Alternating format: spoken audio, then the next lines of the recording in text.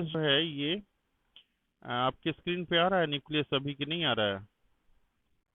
खत्म हो गया ना? हाँ। अच्छा, कोई बात नहीं, आप अपने किताब से देखते रहिए। ये बता रहा है न्यूक्लियस के बारे में, न्यूक्लियस कि it is an important component of the living cell. ये किसका इम्पोर्टेंट कंपोनेंट है? किसका इम्पोर्टेंट कंपोनेंट है ये लिविंग सेल का इम्पोर्टेंट कंपोनेंट है। लिविंग सेल का इम्पोर्टेंट कंपोनेंट है। क्या है इम्पोर्टेंट कंपोनेंट? ये न्यूक्लियस जो है ये इम्पोर्टेंट कंपोनेंट है। ये कह रहा है कि जनरली कैसा होता है, ये जनरली कैसा होता है? तो कह रहा है कि ये जनरली स्फेरिकल होता है। जनरली कैसा होता है? स्फेरिकल होता है। और कह रहा है कि लोकेटेड, कहाँ पे ये लोकेशन होता है, कहाँ पे स्थित होता है? कह रहा है in the centre of cell. कहाँ पे? सेंटर ऑफ सेल में ये है, इसका स्थान जो है सेंटर ऑफ सेल में है। कर रहा है आगे कि इट कैन बी स्टेन्ड, इसको रंगा जा सकता है। स्टैंड, इसको रंगा जा सकता है। एंड सीन इजिली, इसको आसानी से देखा जा सकता है। Seen easily with the help of a microscope. किसकी मदद से इसको देखा जा सकता है? माइक्रोस्कोप की मदद से देखा जा सकता है। इसको किसकी मदद से देखा जा सकता है? इसको माइक्रोस्कोप की मदद से देखा जा सकता है। कह रहा है आगे यहाँ पे कि न्यूक्लियस इज सेपरेटेड। ये जो न्यूक्लियस है ये separated from the cytoplasm. Cytoplasm से ये अलग होता है। बाई ए मेम्ब्रेन, एक मेम्ब्रेन के थ्रू ये अलग होता है। उस मेम्ब्रेन का नाम क्या है? उस मेम्ब्रेन का नाम है न्यूक्लियर मेम्ब्रेन। उस मेम्ब्रेन का नाम है न्यूक्लियर मेम्ब्रेन। कह रहा है कि this member is also porous. ये क्या होता है? पोरस होता है। और allow the movement of material between the cytoplasm and inside the nucleus. ये बता रहा है कि जो न्यूक्लियर मेम्ब्रेन है, ये जो न्यूक्लियर मेम्ब्रेन है ये क्या करता है? ये मटेरियल जो है ना इसमें साइटोप्लाज्म और न्यूक्लियस के बीच में आना जाना लगा रहता है। किसके कारण? न्यूक्लियर मेम्ब्रेन के कारण। अब बता रहा है कि with a microscope of higher magnification, बड़ा मैग्निफिकेशन माइक्रोफोर्स जिसका होगा, ऐसा माइक्रोस्कोप जिसका मैग्निफिकेशन काफी बड़ा होगा। कह रहा है कि we can see a smaller spherical body in the nucleus. कह रहा है कि न्यूक्लियस के भीतर में भी एक गोल चीज है। कह रहा है कि न्यूक्लियस के भीतर भी एक जो है ना गोल स्मॉलर बॉडी है। उसका नाम क्या है? तो उसका नाम क्या है? उसका नाम क्या है? न्यूक्लियोलस है उसका नाम। उसका नाम न्यूक्लियोलस है। उसका नाम न्यूक्लियोलस है। कह रहा है कि in addition nucleus also contain thread like structure. Nucleus में क्या होता है? थ्रेड लाइक स्ट्रक्चर होता है। न्यूक्लियस में थ्रेड लाइक स्ट्रक्चर होता है। उसको क्या कहते हैं? उसको क्रोमोजोम कहते हैं। उसको क्रोमोजोम कहते हैं।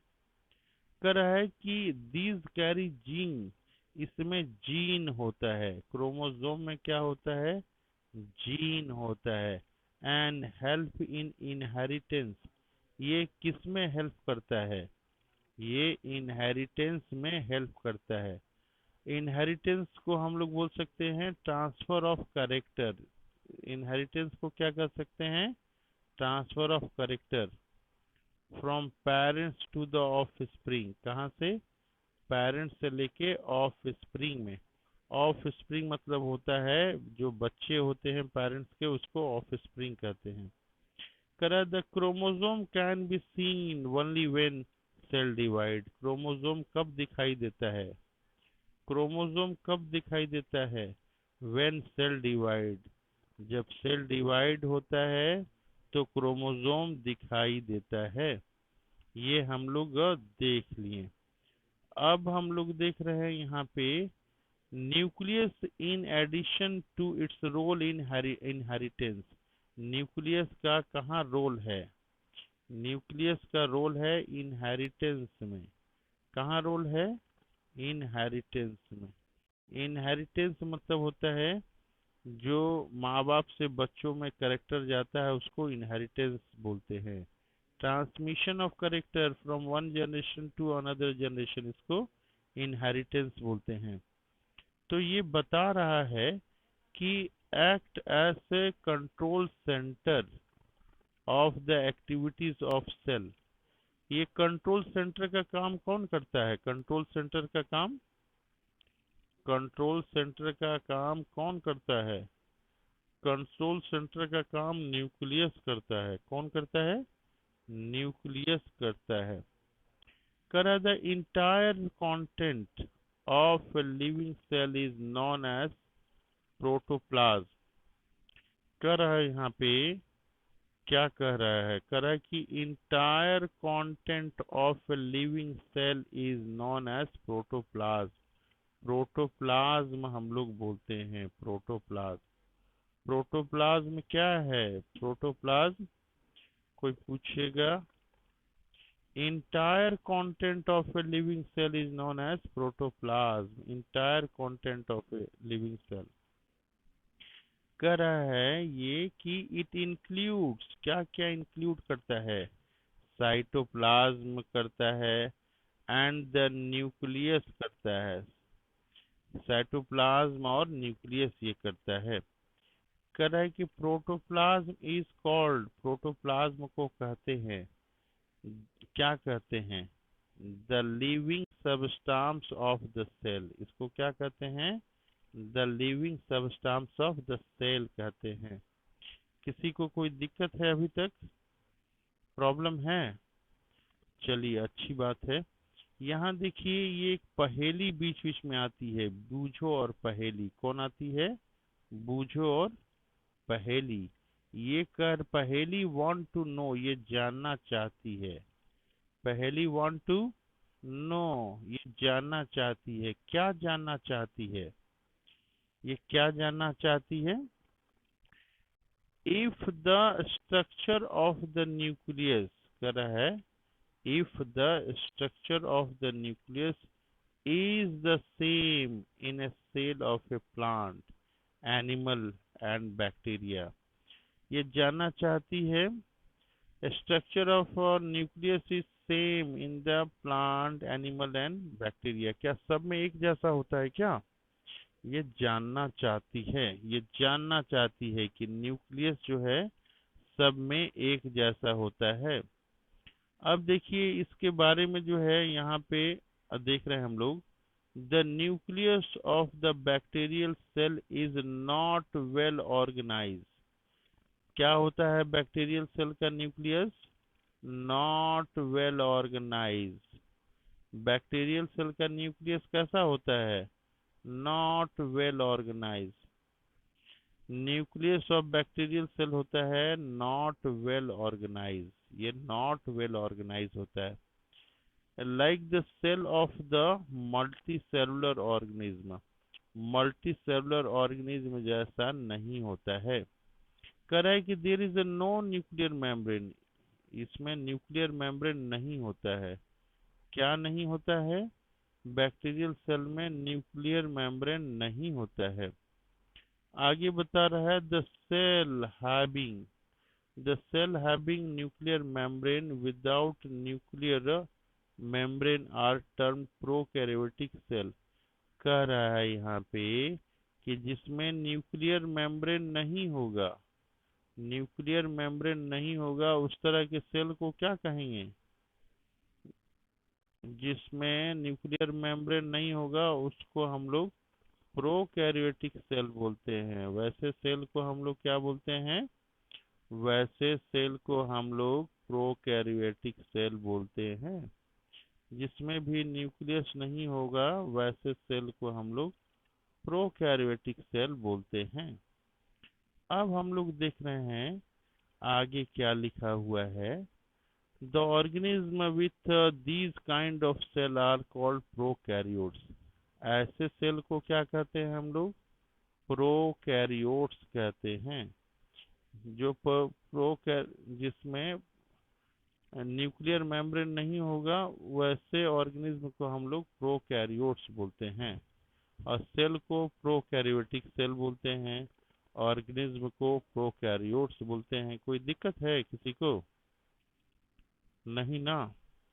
अब आगे देखते हैं, प्रो मतलब क्या होता है? प्रो मतलब क्या होता है?